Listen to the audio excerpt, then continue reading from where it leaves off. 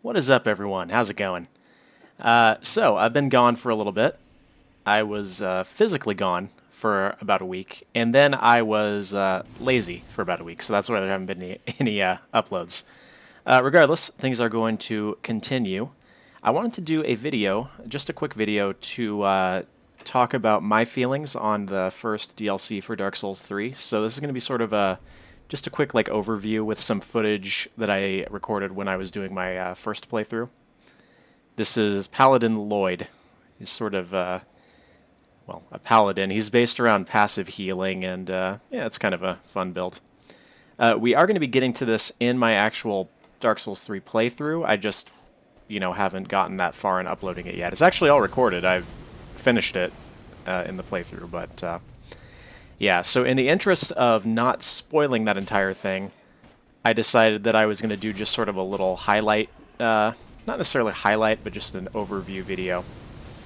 Not going to be spoiling too much in this particular video, even though the DLC's been out for a little bit now anyway, but regardless. So, what do I think about the first DLC? Well, I think it's okay. I don't think it's the worst thing ever, like a lot of people are saying, but I think it could be a lot better. And there are a few things that I think are not that great about it. The length, for one, to me, feels definitely like the shortest of all the DLCs that I've played, having not played Bloodborne, but I'm pretty sure that one was kind of long. It took me, I think, on my first playthrough, and mind you, I was going really slow, playing really cautiously, and checking every nook and cranny, licking every wall. I wanted to make sure I didn't miss anything. It took me about 4 hours, which is slow. Like, my second time through, it took me, I don't know, half that, maybe. So, yeah, it's pretty short.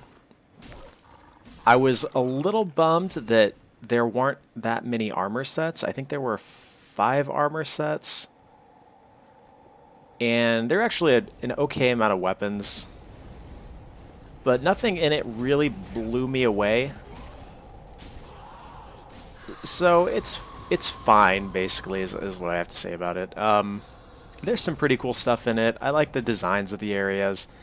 It's pretty cool that you're essentially going back to the painted world from Dark Souls 1. Stack on some passive healing buffs here. That's also a Blessed Shield and the Sun Princess Ring, so you'll notice my health comes back pretty fast. It's not really good or anything, but I like doing themed builds. They're a lot more fun than min-maxing and that sort of thing. But yeah, it's pretty good. It's fine. What I was really kind of hoping, one of the things I really liked about the DLCs from Dark Souls 2 was that in a lot of ways they went full fan service mode with them. And what I mean by that is by including a lot of fan favorite, armors and that sort of thing. So I was very much expecting we would have the Silver Tracer and the Giant Dad mask and that sort of thing. We didn't get anything like that, which I guess is fine, but supposedly this is going to be the last Dark Souls, so I hope that on the next DLC they just do go full fan service mode with it. Give us all that stuff. I mean, give me the Wanderer set, give me the Dingy set. Those are my favorite armor sets in the series, and I still don't have those. Makes me very sad. And I mean, people are going to be really upset if we don't get a Giant Dad mask. So, more of that, please. But all in all, I actually thought the 2 bosses were pretty good. Some people thought they were crappy. I disagree. I think the 2 bosses were pretty cool. The Versus Arena, yeah, it's alright. As usual, you get the try-hard meta-playing people, but, whatever. This is sort of a mini-boss, by the way. Not particularly difficult, but this being my first time facing it, I was very much just trying to keep my distance, figure out what's going on.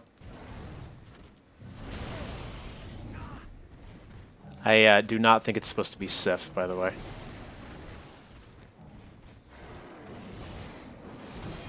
But what else is there to say about it? The length, I felt like...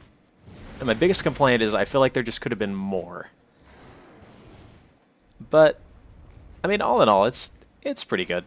I did encounter some glitches, like you notice there. Not only did I get shot through a wall, but also this enemy completely disappeared. Now watch what happens when I go closer.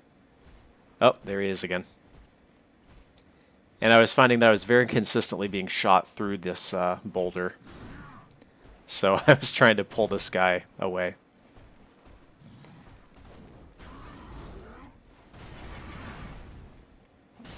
I do think they did a pretty good job with the enemies in this. Except the trees. The trees were really annoying. There were a lot of people complaining about the wolves, like saying the wolves were the hardest enemies in the game or something. Like, they're really not. The wolves are really easy. Especially when you compare them to just the regular dogs. Or like the ones with the skull faces and Irithel. Those things are the hardest enemy in the game. They still kill me all the time. One thing I do very much like also, here's some more glitches. These wolves are, well, they're supposed to be at the top of the cliff, but, well, and that was something that I found in all 3 playthroughs of this DLC that I've done so far.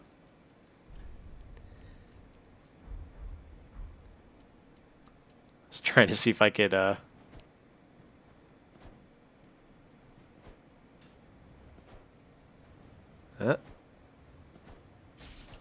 Gotcha. Doesn't deal enough damage to get him down, though. That's fine. That's what we got great bows for. The glitches that I did find, however, like nothing game-breaking. They're just kind of odd, and I don't know. Maybe it'll be patched or something. We'll get a patch note that says adjusted efficacy of wolves or something like that. Yeah. Really weird. So I originally was trying to figure out when I was doing my playthrough, was I going to go in blind during the playthrough, or was I going to do, go through the DLC to its completion before doing that? And I'm definitely glad that I did decide to play through it first. Not because I died a bunch of times, which I did not. I didn't find the DLC to be all that difficult. This is cool, though. Look at that. That's a familiar sight for us Dark Souls 1 players. No, it wasn't overly difficult, and I didn't die that many times, but because it just took me so long, like, 4 hours to get through this is pretty long. So I'm definitely glad I decided not to do that. And all in all, it's pretty good. I would say still get it, especially if you got it at the season pass price. Like, the items that it adds are good. What's cool is there were some weapons and stuff added that had unique effects and unique attacks, and I like that. It's not just, here's another straight sword, The weapons mostly have unique abilities and stuff, so that's pretty cool. Well, and there's a little bit of cool story going on. I won't spoil any of that, but yeah, it's all right. Into the painting. Oh, no matter.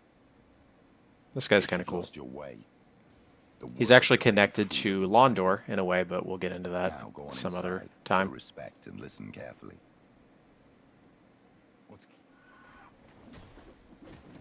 Now, there's definitely some tough enemies in the game. Having said that the DLC as a whole was not that bad. This guy in particular, very deadly.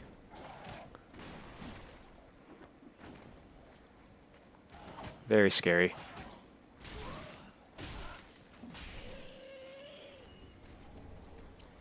One thing I will say, if you've just picked up the DLC, I think there's only one armor set that comes from drops. Every other thing is a guaranteed find on the map, like in the map somewhere. So, yeah. Once you start getting drops of this one armor set, you don't need to farm any other enemies because everything else you will find in the levels. Including this. Which actually opens up some very cool fashion souls possibilities. I already have a new cosplay build that I'm working on because I now have the slave armor set. But that will be for another time.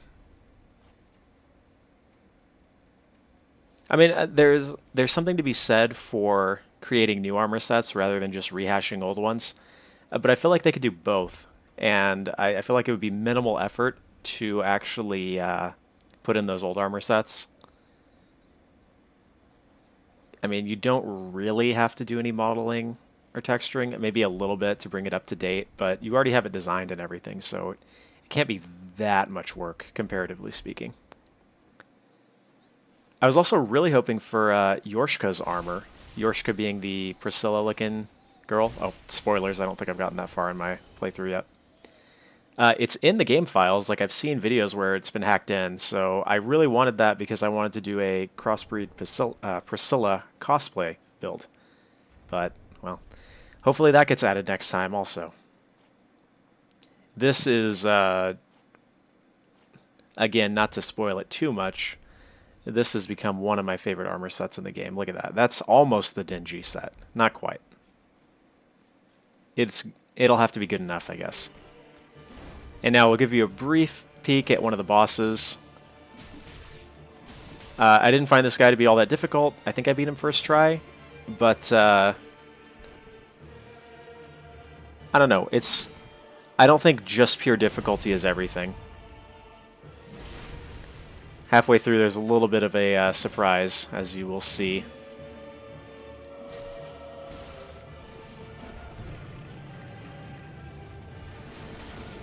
Yep. So anyways, everyone, we're going to cut it here. Like I said, I am back. Uploads are going to resume. I just wanted to briefly say what I thought about the DLC as a... It's not really a first impression, having now played through it 3 times, but there it is. We will get to this in my Dark Souls 3 playthrough eventually, and I'll see you then.